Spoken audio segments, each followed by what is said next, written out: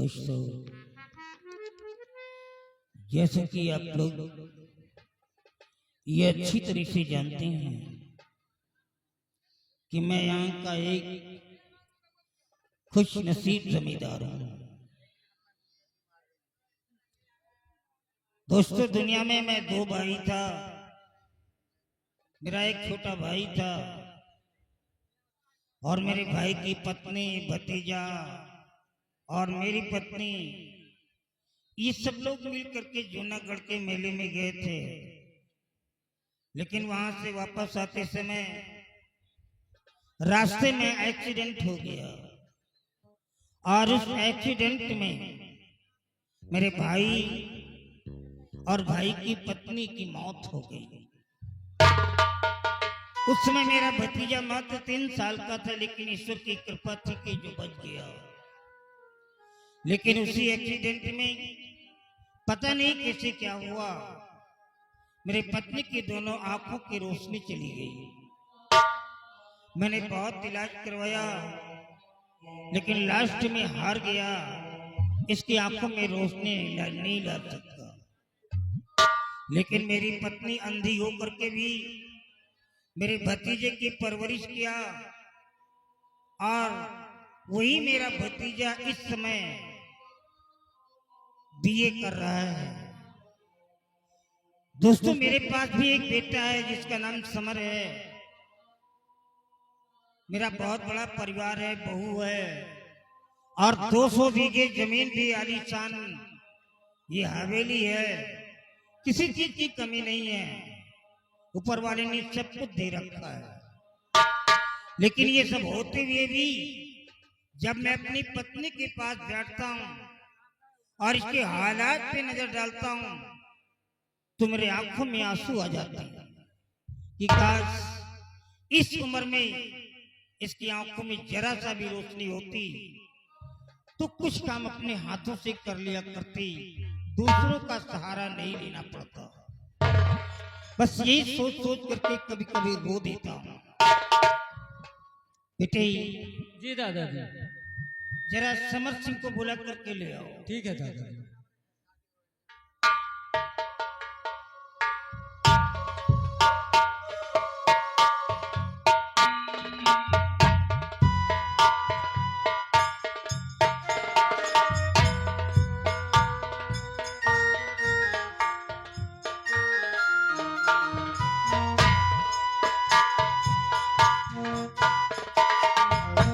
दादाजी, बड़े भैया समर जी आ रहे हैं। दादाजी, समर सिंह भैया खेतों की तरफ गए हैं क्योंकि बारिश हुई है और धान की फसल देख रहे हैं। बहुत उनको बेचारे को मेहनत पड़ती है, खेत की देख रेख करके आ रहे हैं।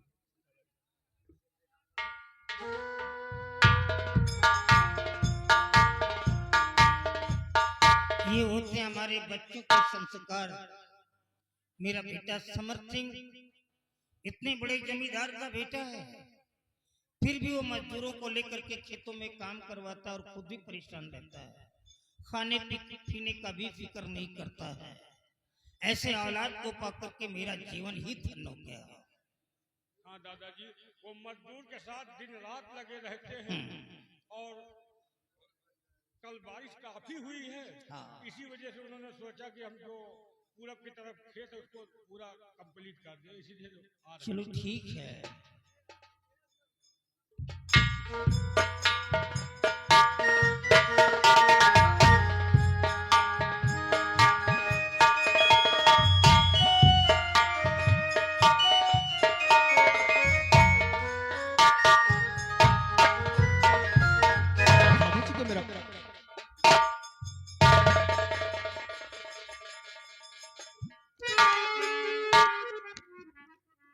बेटा विमल, बाबूजी आ गए? जी हाँ। लेकिन बाबूजी, मैं क्या देख रहा हूँ? आप भी मुझे नजर आ रहे हैं और मेरी दादी माँ भी, और भैया नहीं दिख रहे और नहीं भाभी माँ। बेटा विमल, तेरा भाई खेतों की तरफ मजदूरों को लेकर के गया है। तू तो जानता है कि वो सारा दिन मेहनत करता है। और रही तेरी भाभी की बात, तेरी भाभी शायद घर में होगी, कुछ न कुछ काम करती होगी। ठीक है दादाजी, आप बैठिए और भैया को आने दीजिए। मैं बड़े भैया से पूछ लेता हूँ कि आखिर भाभी माँ इस समय कहाँ और क्या कर रही है।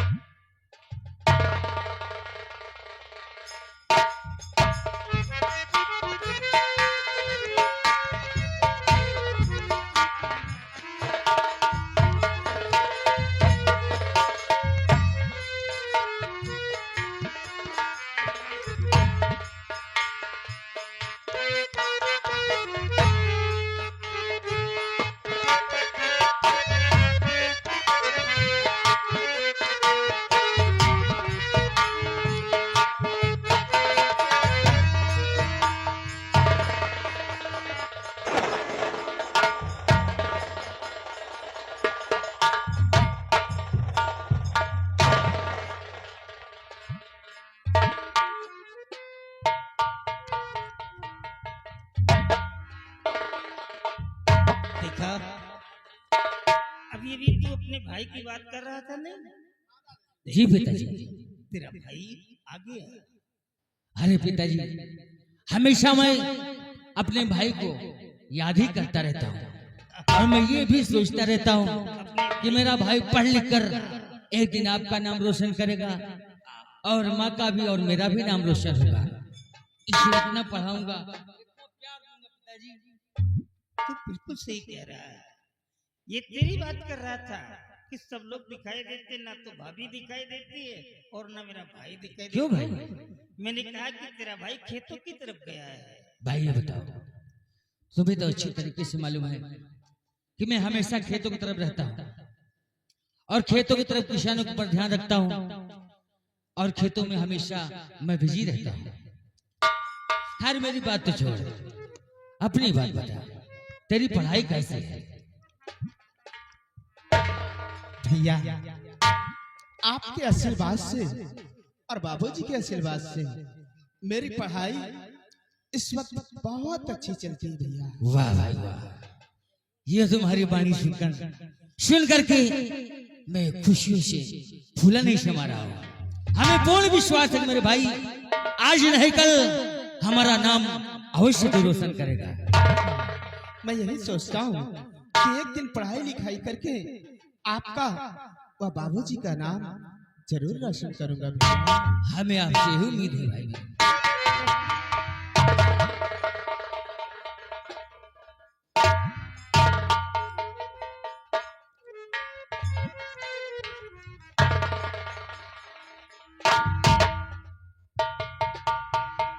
बाबूजी और माँ, सभी लोग आपस में बैठ के यहाँ बातें कर रहे हैं।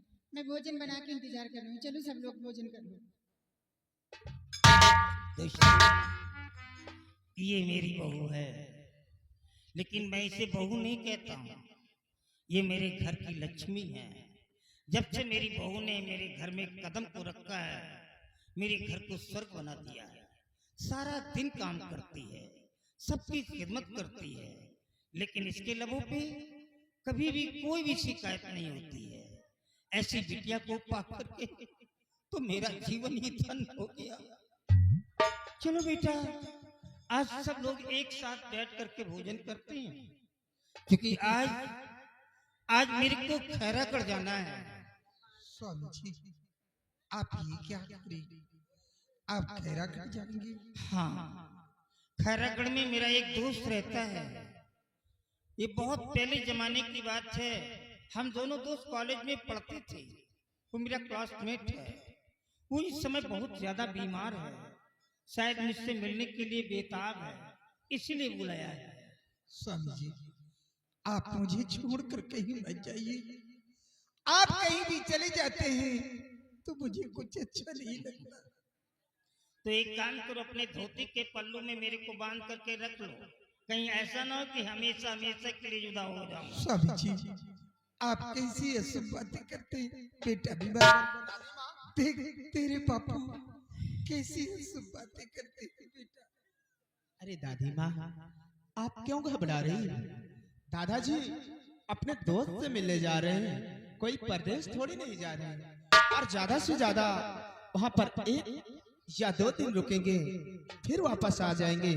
और आपको चिंता करने की क्या जरूरत है दादी माँ? आपकी सेवा के लिए मेरे बड़े भैया हैं, मेरी भाभी माँ है और मैं हूँ, तो क्यों चिंता कर रही हो आप?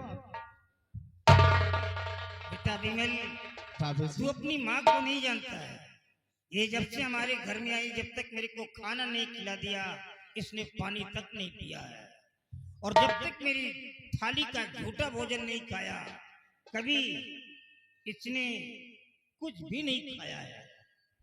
ये हम दोनों के बीच का एक अगाध प्यार है।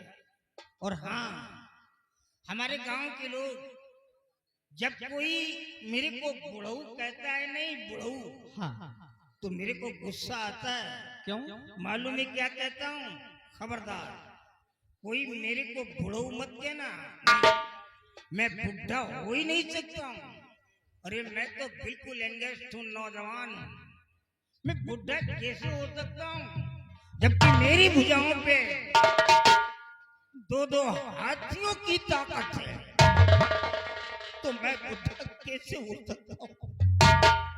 मैं बुढ़ा कभी नहीं हो सकता। हाँ बाबूजी, जिसके पास 2-2 बेटे हो और वो भी नौजवान हो, वो बाप भले बूढ़ा कैसे हो सकता है बाबूजी? हाँ बेटा, हमारे घर की एकता और यूनिटी को हमेशा बना कर रखना।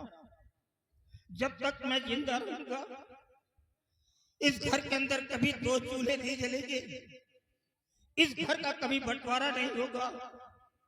और जिस दिन इस घर का बंटवारा हुआ, तुम दोनों भाइयों के 2 चूल्हे जले, कसम खा के कहता हूँ, उसी दिन सबसे पहले तुम लोग हमारी अर्थी को कांदा दोगे। बाबूजी, ये आप क्या कह रहे हैं? ये आपके मुखार से शोभा नहीं देता पिताजी। बाबूजी, ये खुशी के मौके पर आप आंसू टपका रहे हैं, ये अच्छा नहीं लगता पिताजी। बाबूजी, आप तो जानते हैं कि जब अपना परिवार जब इकट्ठा होता है तो हमें ये परिवार नहीं, हमें स्वर्ग नजर आता है। पिताजी, हमेशा आपका और माँ का आशीर्वाद बना रहेगा, तो ये परिवार हमेशा इसी तरीके से चमकता रहेगा। हाँ बाबूजी, स्वर्ग से सुंदर, सपनों से प्यारा वाह मेरे भाई, है अपना घर द्वार। हम पर यूं ही रहे बरसता सदा तुम्हारा प्यार रूठे, किसी का घर द्वार न छूटे, तुम्हारा प्यार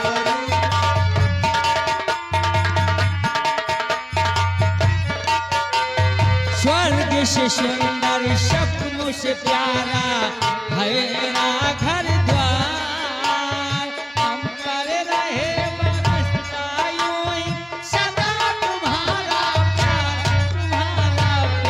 न रूठे।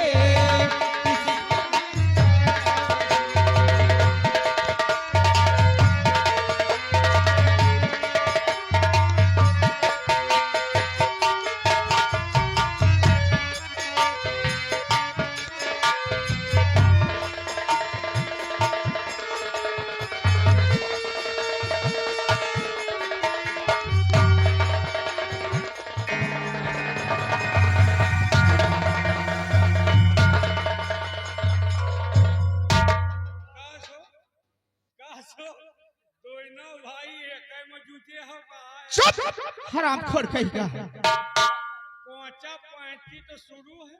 अरे यार, तुम्हें मालूम होना चाहिए, ये मेरी भाभी है, और भाभी नहीं बल्कि मेरी भाभी माँ है।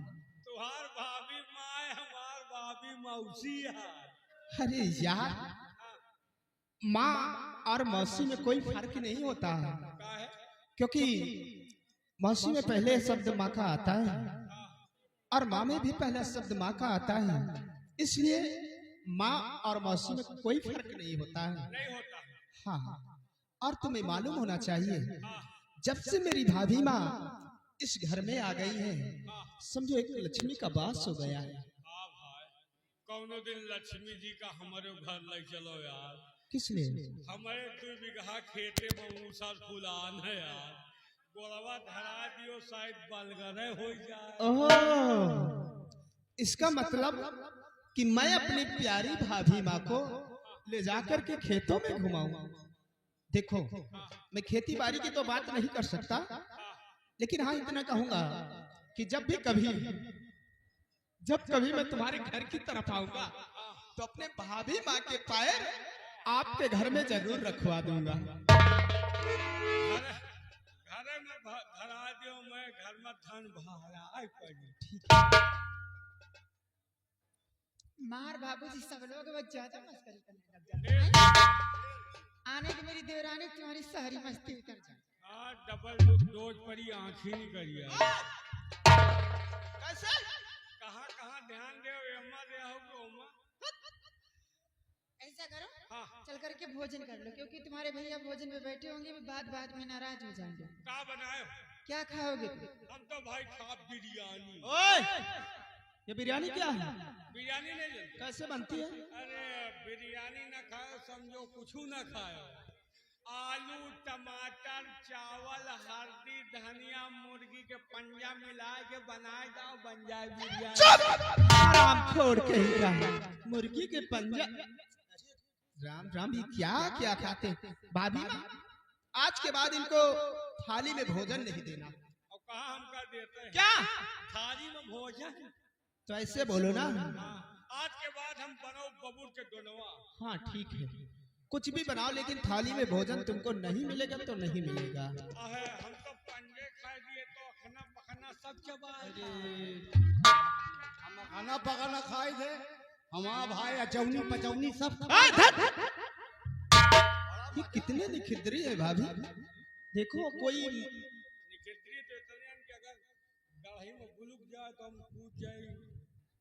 ये भी काम करते हो। कोई बात नहीं, ठीक है, खाते पीते रहो। भाभी माँ, तई कहूँ पानी करे हो जाए, फटका हमार तुरंत ही लागी। और ये आ गए अंजीत घर मालिक। ये 20 रुपए का इनाम, इनका कहना है कि देवर भौजाई में कोनो चक्कर रहेगा। कौन कह रहा है? ये मेरी भाभी माँ है। हाँ, इन्होंने मुझे माँ का प्यार दिया है और आज भी वैसे दे रही है। क्या? रामखोर बहुत मार खा रही है। भाभी माँ, एक बात बोलूं, सच में आप कितनी अच्छी हो, मेरा बहुत ख्याल रखती हो, और मैं उस ऊपर वाले से दुआ करूंगा कि मेरी जैसी भाभी माँ सबको भगवान दे। मैं भगवान से हमेशा दुआ करती रहूंगी कि देवर हो तो मेरी बीवी जैसी। एक बात बोली भाभी माँ, और साची कहे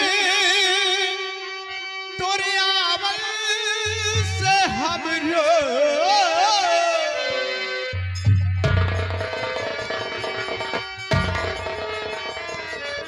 और साची कहे तोरे आवल से हमरो, और अंगना में आई बहार भौजी। ओ भौजी, अंगना में आई बहार भौजी।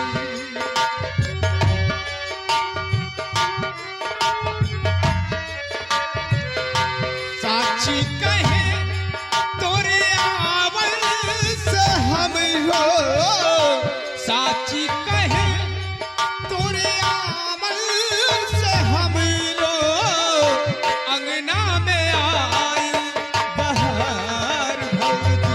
ओ भौजी, अंगना में आई।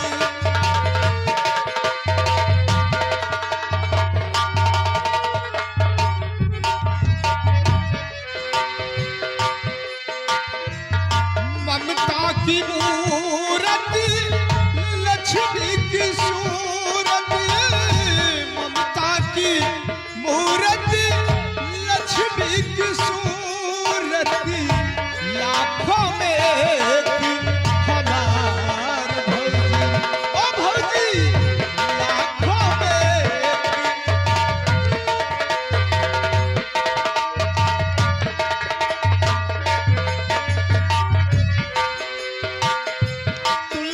की सेवा चंद्रमा की पूजा कजरी चैता अंगनवा में गूंजा।